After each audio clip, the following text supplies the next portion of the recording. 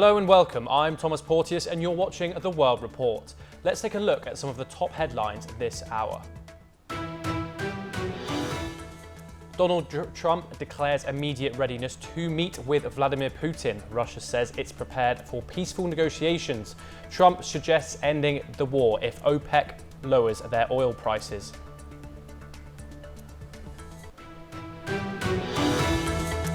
A US judge halts President Trump's bid to end birthright citizenship. The directive, issued on Trump's first day, would deny citizenship to children born on US soil unless a parent is a citizen or permanent resident.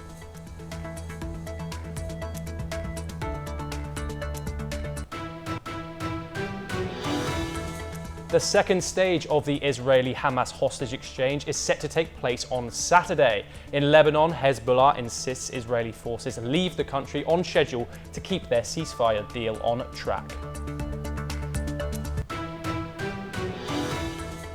The 2025 Oscar contenders are announced, with musical Emilia Perez leading the pack at a record-breaking 13 nominations.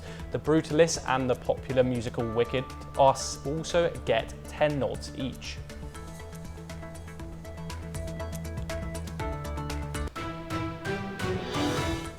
The Israel-Hamas hostage exchange is now set to enter the second phase. The second exchange of the deal is set to take place on Saturday afternoon, when Hamas is expected to release 4 women, both soldiers and civilians. A Hamas official said that it will provide Israel with the names of hostages today. Hamas has also been expected to provide Israel with details on the status of the 30 remaining hostages due to be freed in the first stage of the deal. It is required to provide long-sought specifics on which hostages were alive. As per reports, Hamas is expected to free hostage Arbel Yehud in Saturday's exchange. She is one of the 7 female hostages remaining from the original list of 33 to be released in the first phase. For each of the female soldiers, Israel will release 50 Palestinian prisoners, 30 of them convicted terrorists who are serving life sentences. Early Monday, Israel released 30 prisoners for each of the 3 civilian female hostages Hamas set free the previous afternoon. Meanwhile, the Middle East crisis continues with recent developments on Lebanon and Yemen. Israel has asked for the US for an additional 30 days to carry out the withdrawal of its troops from southern Lebanon. Under the terms of the ceasefire, the IDF is required to cede all of its positions by January the 26th. On the other hand, Trump has redesignated Houthis as a foreign terrorist organization. Thank you for joining us on this. For more on discussion on this topic, we are joined by Professor Madhav Nalaput, editorial director of the Sunday Guardian. Professor Nalaput, how are these negotiations moving? What makes this hostage release different from the first? Well, it's very different because Donald Trump is now the president of the United States and not Joe Biden. And that makes a very significant difference because Trump has frankly vowed to basically bring hell to that particular region unless the Israeli hostages are released. I think that's probably one reason why you're seeing 4 more released. But the fact is, if I recall, it's about 30 or 33 hostages were to be released in phase 1. And I'm not sure Israel is going to basically agree to phase 2 unless all the terms of phase 1 are agreed. And those terms include the release of many more hostages that are still in the custody of Hamas. You can't be fast on one side and slow on the other. So Hamas has got to reciprocate where Israel is concerned. Otherwise, I think Israel would be justified in asking for an extension until Hamas releases the hostages it has promised to release in the first phase of operations. But so far, I'm sorry to say, apart from 3, none have been released. That's less than a tenth of the hostages that were seized on October 7, 2023. I think about 150 or so were seized. Less than a tenth of that. I mean, we don't know how many are surviving and how many are still, how many are still there. But this is the point that Hamas has got to keep to its side of the deal. It's got to release the specified number of hostages. And unless it does so, well, you're not going to see Israel make a gesture in advance of Hamas making a gesture. And don't forget that when the three Israeli hostages were released, Israel almost immediately released the Palestinian Professor hostages. Nalaput, I wanted just to ask you a follow-up question. What are the challenges Israel faces in balancing exchanging hostages for convicted terrorists? Look, it's a difficult choice. The government of India made that kind of a choice in the Kandahar hijack, and frankly, some of them released went on to commit terror acts, which is why Israel is very clear. It wants to destroy the military wing of Hamas and Hezbollah before there is anything that can resemble peace in the region.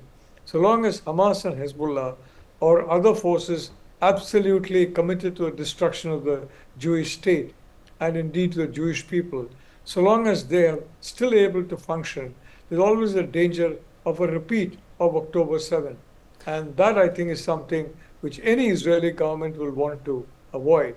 So the point is, on the part of Hamas and Hezbollah, it has got to be in such a situation that its military wing is completely disbanded and it no longer poses a security threat to Israel. Professor Nalaput, also moving on to Hezbollah, as you spoke about, what are the implications of Israel asking for an extra 30 days to stay in Lebanese territory and denying to withdraw their troops? Well, as I said, the point is that Israel wants its hostages back.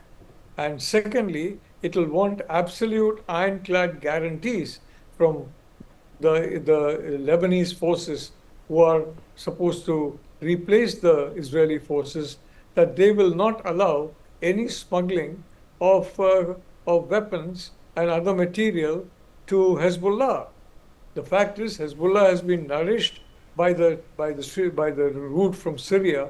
That route has been closed. But the reality of the situation is that within the Lebanese forces, unfortunately, Hezbollah has infiltrated several elements, and these are a risk to Israeli security so long as Hezbollah is committed to the destruction of the state of Israel. So the fundamental point is, how do you basically come to an agreement with an entity that is committed to your destruction, unless it ceases to be committed to your destruction? That is the question. And talking about the Houthis from Yemen, they are now officially being labelled a terrorist organisation by the USA. What are the implications of this? Professor Nalaput. Sorry. Yeah, the implications are very clear.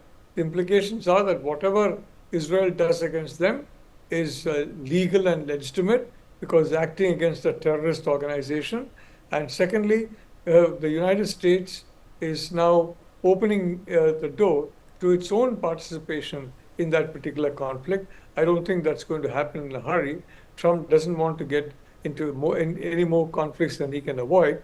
But I do believe that it essentially is a green light for Israel to take action against the Houthis. So I think the Houthis also would be well advised to give up this effort to basically destroy the Jewish state.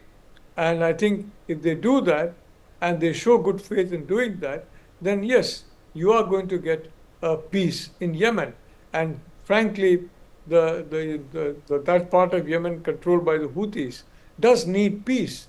The people are suffering, the people are in poverty, and unlike in Gaza, where thanks to UNRWA, the people were very well supplied, much more so, frankly, than in the West Bank, which was free of Hamas. So from that point of view, the reality is that it takes two hands to clap. It takes two to tango. And the good faith has to be demonstrated by Lebanon very, very clearly and within Palestine that they accept the right of the state of Israel to exist and the right of the Jewish people to exist within the current borders. And I think that would be a precondition for any lasting peace in the region. Thank you very much for joining us, Professor Madhav Nalaput. We will now move on to some more international news updates. A federal judge in Seattle has temporarily blocked Donald Trump's executive order restricting automatic birthright citizenship. This ruling is a significant legal setback for the president. The ruling comes as a relief to many. Here is a full report of what has happened so far. A U.S. federal judge in Seattle has temporarily blocked Donald Trump's executive order that sought to restrict automatic birthright citizenship. Calling it blatantly unconstitutional, the ruling comes as a relief to many, including Indian tech professionals and green card applicants. The order, signed by Trump on his first day back in office, aimed to deny citizenship to children born in the U.S. if neither parent is a citizen or lawful resident. 4 Democratic-led states, Washington, Arizona, Illinois, and Oregon, challenged the order in court. Judge John Korfanow, appointed by Ronald Reagan, expressed strong concerns about the order's legality. During the hearing, he stated he had never encountered something so unconstitutional in his 40-year career. Washington Attorney General Nick Brown affirmed that birthright citizenship is guaranteed under the 14th Amendment, and the president cannot change it. Civil rights groups and attorneys general from 22 states have filed lawsuits against the order. If implemented, the executive order could deny citizenship to over 150,000 children annually, disrupting access to Social Security numbers and government benefits. Industries reliant on immigrants, such as healthcare and education, could face economic setbacks. Trump's administration has vowed to appeal the ruling, arguing that the order is necessary to address immigration challenges. Meanwhile, legal battles continue, with the next court hearing set for February 6, 2025. Bureau Report, NewsX. Let's now take a look at some more news updates from North America. US President Donald Trump ordered the nation's security agencies to develop plans to release all government records related to the assassinations of President John F. Kennedy, Senator Robert F. Kennedy, and the Reverend Dr. Martin Luther King Jr. Trump made a similar vow to disclose the remaining documents related to the killing of President Kennedy during his first term. He had then agreed to some re-additions to protect sensitive information. However, he has now ordered the documents for the 2 others as well, which were not covered by a previous disclosure law. Firefighters stopped the expansion of a new wildfire north of Los Angeles after it spread rapidly. This comes as California Governor Gavin Newsom signed a $2.5 billion relief package for the fire-devastated region. The Hughes fire broke out on Wednesday. The fire quickly burned over 10,000 acres. That figure held steady throughout the day as 4,000 firefighters dropped water and retardant from the air and used hoses on the ground. Containment grew to 24%, up from 14% earlier in the day, according to the California Department of Forestry and Fire Protection. A majority of the US Senate backed President Donald Trump's nominee John Ratcliffe as director of the CIA. The Senate voted to confirm Ratcliffe by 74 to 25. This was because 20 Democrats and 1 independent joined Republicans in backing the nomination. Ratcliffe was a former House of Representatives member who served as a director of national intelligence during Trump's first term.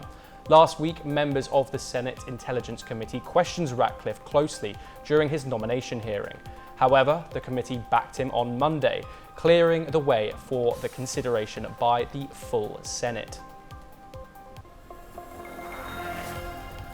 United Healthcare has named a new CEO almost 2 months after its then boss Brian Thompson was shot and killed in New York. Company veteran Tim Noel will now take charge of the latest health insurer in the US. United Health Group said that Mr. Noel brings unparalleled experience to this role with a proven track record. He joined the company in 2007 and was mostly recently the head of its Medicare and retirement unit.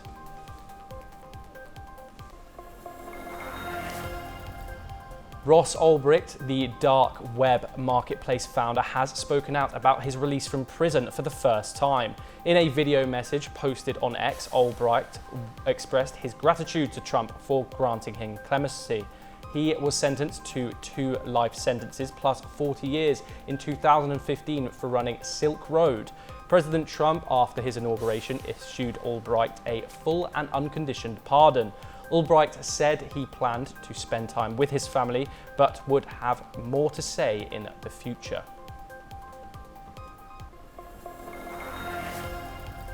The inability of Meta's AI chatbot to identify the current president of the US was evaluated of urgent status last week by the owner.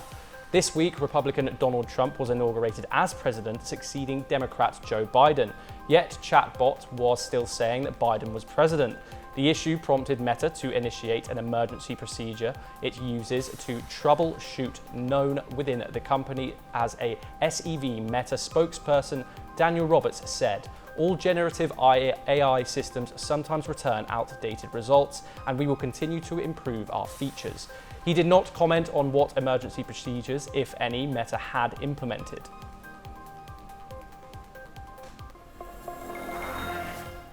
The race to Hollywood's biggest night is on, with record-breaking nominations, stellar first-timers, and some controversial twists. The 97th Academy Awards promise to be an unforgettable spectacle.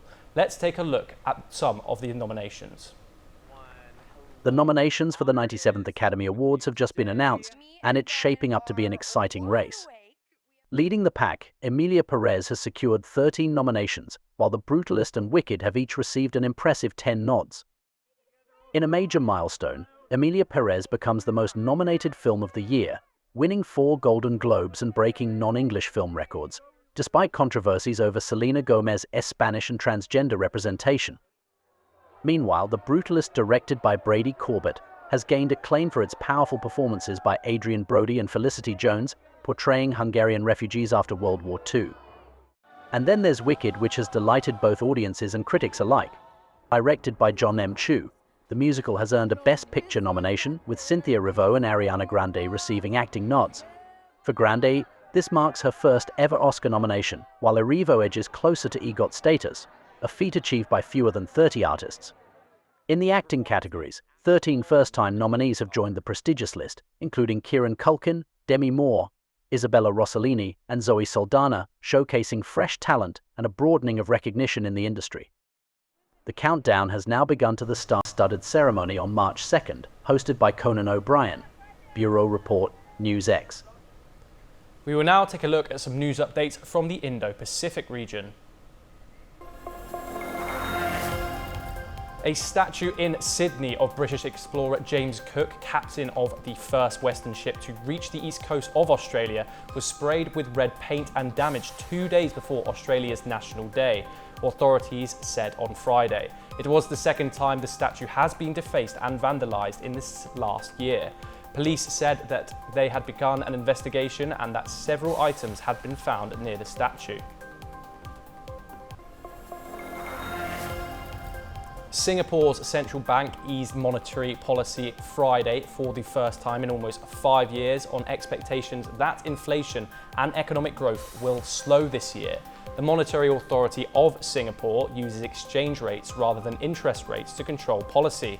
It says this will reduce slightly the slope of the dollar trading band, which will ensure medium-term price stability. South Korea has commenced the development of a homegrown interceptor system similar to Israel's renowned Iron Dome. Initially announced in 2021, the multi-layered air defense system was conceived to counter North Korea's long-range artillery threats. Designed for rapid deployment, the LAMD system is expected to protect key military facilities from potential North Korean attacks. US Secretary of State Marco Rubio discussed China's destabilizing actions in the South China Sea with Philippine counterpart Enrique Manalo. Reaffirming the US ironclad defense commitment, Rubio and Manalo explored enhancing security and economic ties. In response, China's foreign ministry stated that the US has no right to interfere in maritime issues and warned against supporting the Philippines' illegal claims.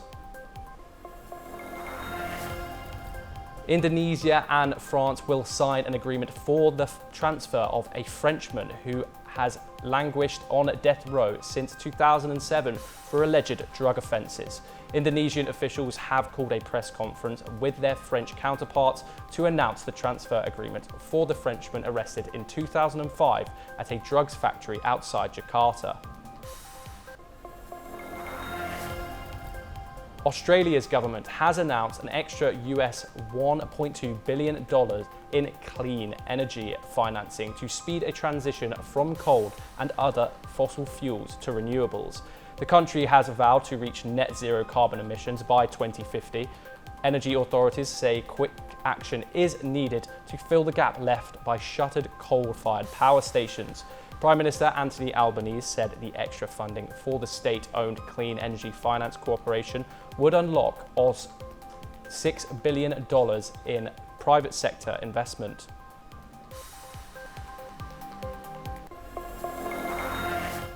A teenager who stabbed 3 young girls to death at a Taylor Swift-themed dance class in England was sentenced Thursday to more than 50 years in prison for what a judge called the most extreme, shocking and exceptionally serious crime.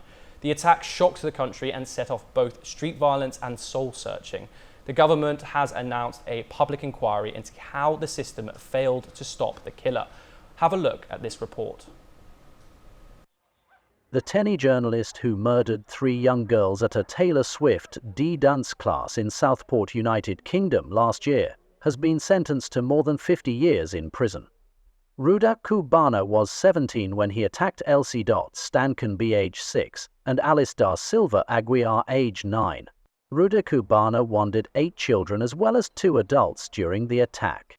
On Monday, Rudak Kubana admitted to carry out the killings. He also pled guilty to 10 charges of attempted murder producing the deadly poison, alligator training manual.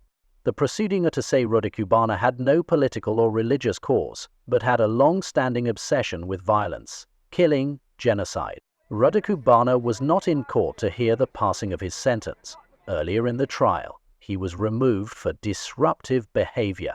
After Rudak Kubana's attack, far-right activists seized on incorrect reports on social media that the attacker was an Athi Lumsika who had recently arrived in the UK. As per report, Rudak Kubana was born in Cardiff, Wales, to Christian parents from Rwanda. Investigators haven't been able to pin down a cause for his crime. The government has ordered a public inquiry, saying there were great questions to answer. Bureau Report, NewsX. Let's now move to some news updates from the world of business. The Bank of Japan has increased its short-term policy rate to approximately 0.5%. This change represents the highest borrowing cost in 17 years. This decision follows the latest economic data from December, which shows that consumer prices have increased at their fastest pace in 16 months. The Ministry of Defence and Rolls-Royce have agreed on a $11.25 billion deal for nuclear submarine reactors. This marks the biggest deal ever between the two parties. Defence Secretary John Healey has stated that he will unveil the agreement on Friday. He plans to do so during a visit to the firm's nuclear reactor production facility in Derby.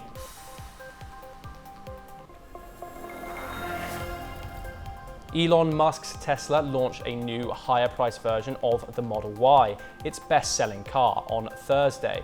The release took place in the United States, Canada and Europe, just weeks after the model was initially released in China. The new Model Y, a long-range all-wheel drive variant, will be priced at $60,000 in the US. This is 25% more expensive than its predecessor, which was priced at $50,000. Shares in British luxury retailer Burberry jumped more than 13% in Friday's opening trade. This surge followed news that its third quarter sales had declined by less than anticipated. Comparable store sales decreased by 4%. However, this was much better than the anticipated 12% decline for the company's third quarter. Harry Potter publisher Bloomsbury Publishing renewed its supply agreement with Amazon on Friday. This comes months after stalled discussions, which had put a crucial distribution line at risk for the publisher. Concerns grew that a major deal with Amazon UK might fall through after the retailer announced it had failed to negotiate new terms for the contract.